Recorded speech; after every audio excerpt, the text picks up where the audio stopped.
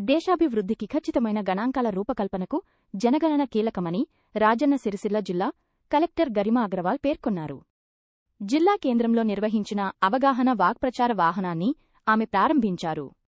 ఈ సందర్భంగా కలెక్టర్ మాట్లాడుతూ, తెలంగాణ సిద్ధించిన తర్వాత జరుగుతున్న తొలి డిజిటల్ జనగణన ఇది అని తెలిపారు. స్వీయ గణనకు ఆదివారమే తుది గడువు అని సోమవారం నుంచి ఎన్యూమరేటర్లు ఇంటింటికి వస్తారని వెల్లడించారు. ప్రజలు అధికారుల గుర్తింపు కార్డులను క్యూఆర్ కోడ్ ద్వారా సరిచూసుకుని వివరాలు అందించి సహకరించాలని ఆమె కోరారు.